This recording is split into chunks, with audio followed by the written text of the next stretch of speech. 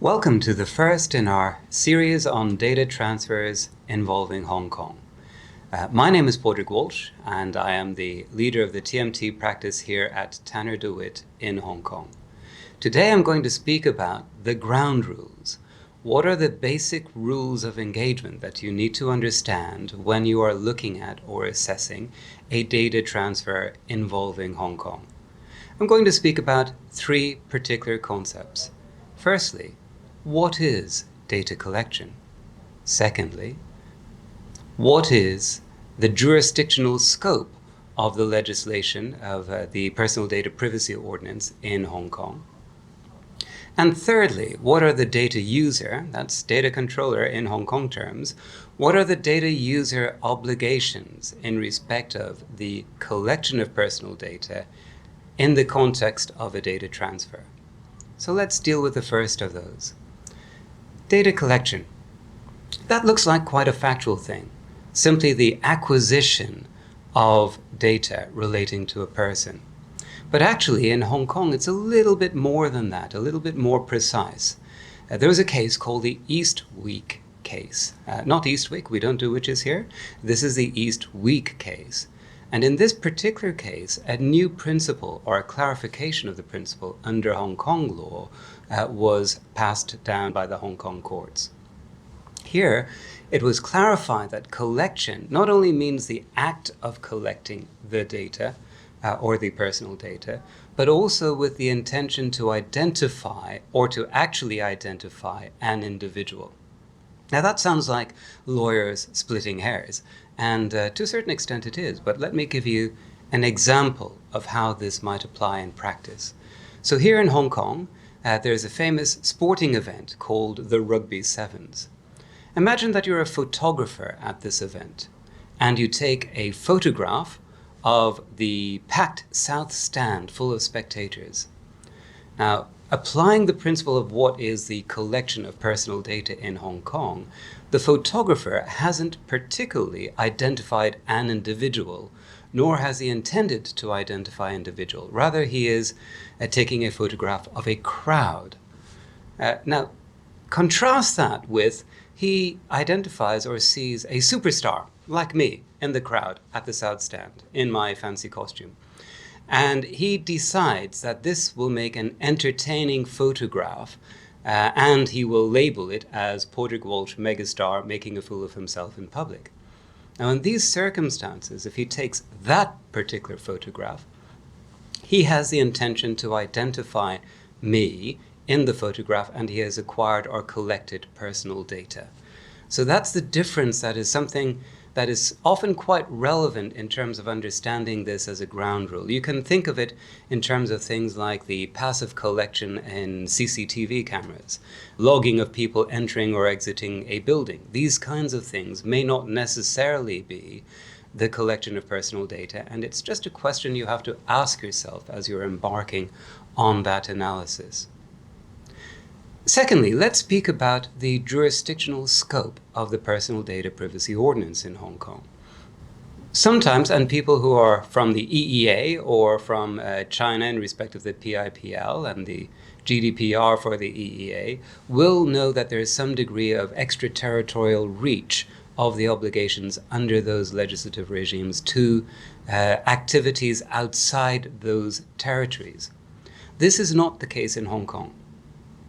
In Hong Kong, in order for a data user, a data controller, to be subject to the obligations of the Personal Data Privacy Ordinance in Hong Kong, he has to be in control of some part of the life cycle of the data in or from Hong Kong. So he has to have control of an aspect of the data life cycle in or from Hong Kong. Let's give an example of this, and it's an example using Google.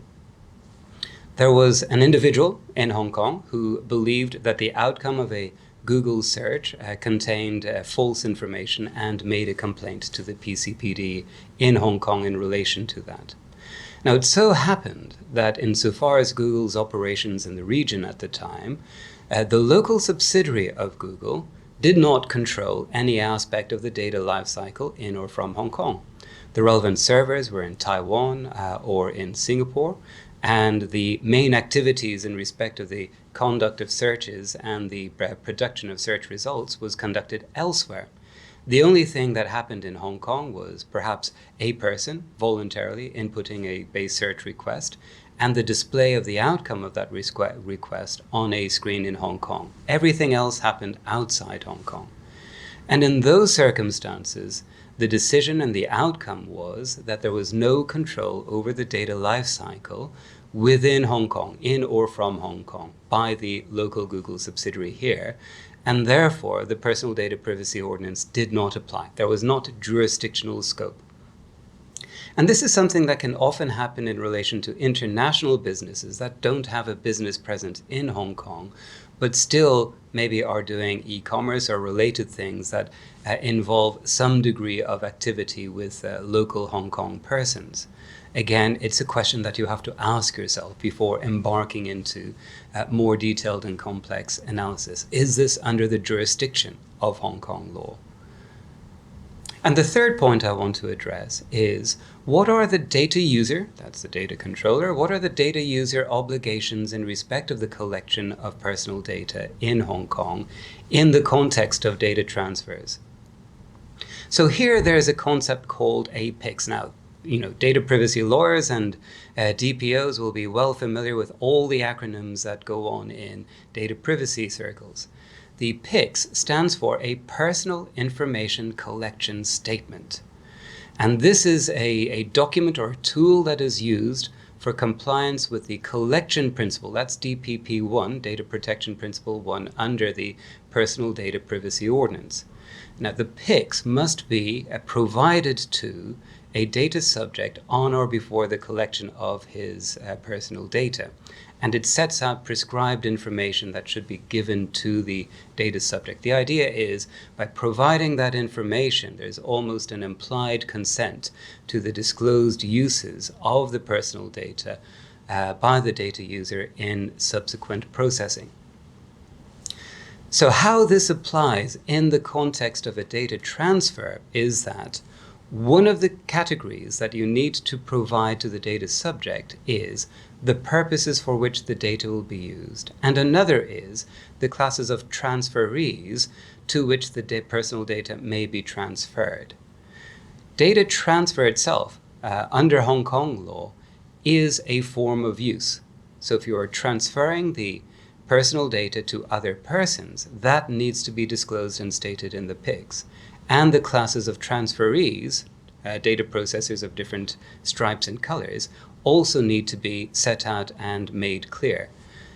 So the importance of this is, if you don't do this in the PIX and you subsequently need to transfer personal data for other purposes or to other persons, then that's classified as a new use or a new purpose for which the express consent, written consent, voluntarily given of the data subject must be obtained.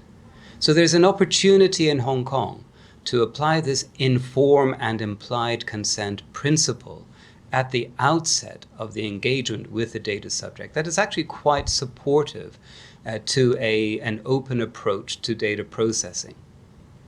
Now, these three things are very important to understand in understanding the basic ground rules and state of play in respect to approaching how you are going to deal with the management of data transfer operations in and from Hong Kong.